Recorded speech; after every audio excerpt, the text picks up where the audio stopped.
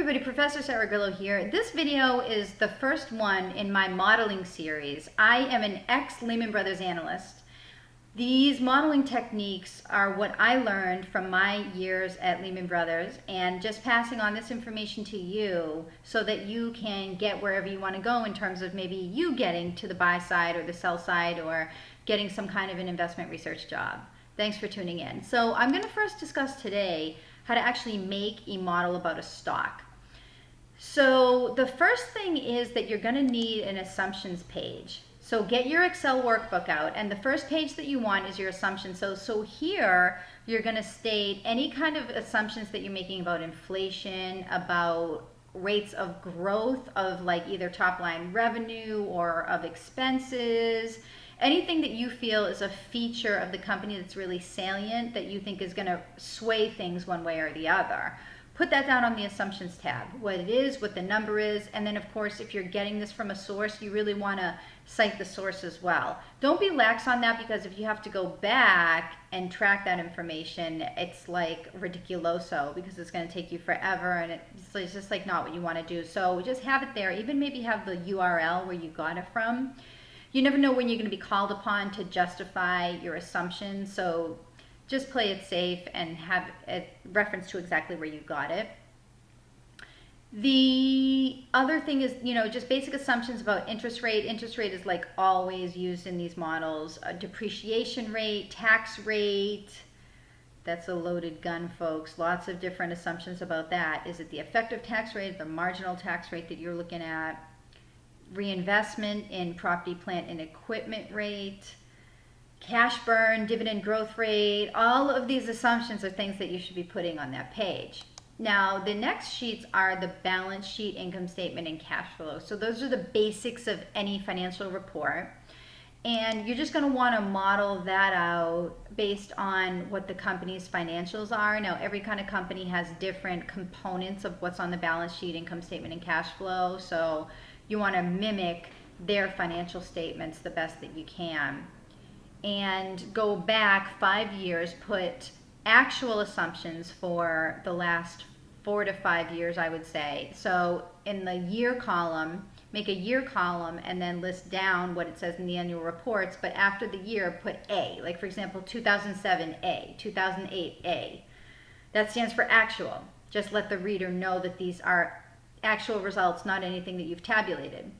And then when you're doing your expectations, when you're doing your projections, that should have an E next to it. So for example, like 2017 E, 2018 E.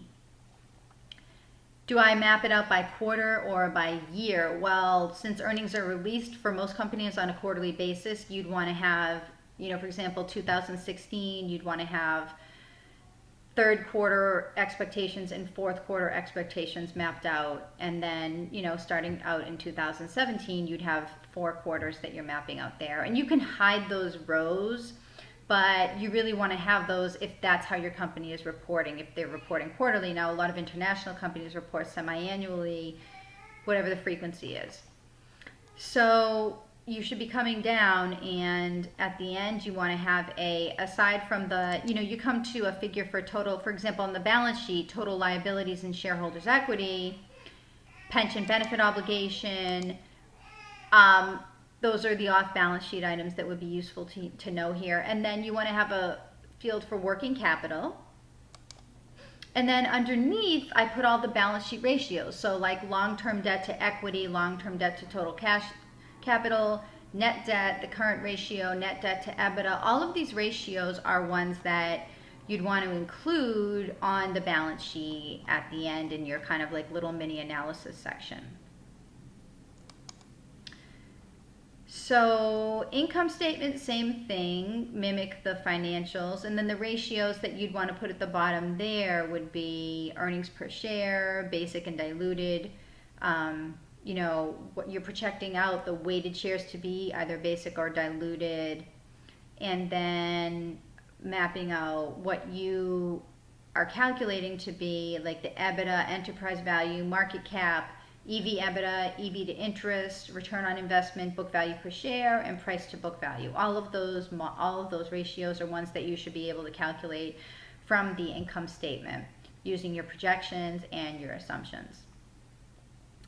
And by the way, another good thing to do is that whatever you come up with for like total operating expenses, gross margin, EBIT margin, net margin, you should always put that as a percent of sales. So put that under wherever you calculate, like total operating earnings or gross margin. Make a line under that and have it be percentage of sales, percentage of revenues, because that's something that's really critical to look at for a company. It will help you with your analysis. So now moving on here to actually to the cash flow.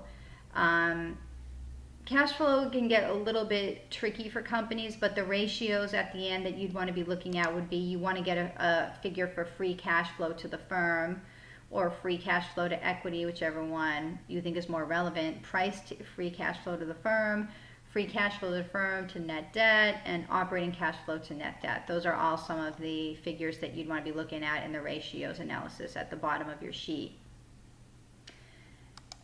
Sales, really important that you are able to predict the future path of a company's sales. So getting information from the income statement, parse out what the different divisions are. And here's where there's a little bit of a qualitative aspect to it. I mean, trust me, folks, if you're doing this right, this is like mucho work here. But in order for you to really make an intelligent statement about what you see as a picture of the company's future, you have to understand their business lines. So what are their different divisions? What are the products they sell? What's your outlook for each product type that is going to be on that income statement? Map it out in a sales worksheet. And lastly, you want to download all of the historical prices for this stock, because that is going to be useful when you're evaluating historical ratios, like such as price, historical 5-year average price versus free cash flow to the firm. Sometimes just taking a snapshot of the price that year may be a little bit deceptive, because obviously the fewer data points you have, the less the law of averages applies. So sometimes a little bit better to broaden the data set and average the last 5 years prices. Might want to do that. So just download the prices. You should always know what the stock that you're talking about is trading at.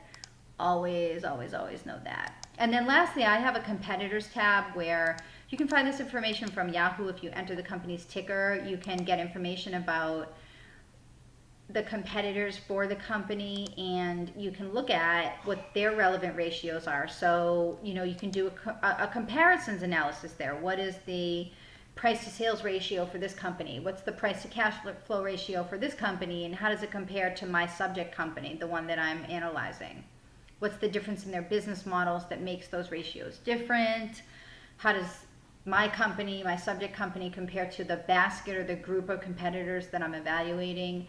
Are the competitors even a good comparison?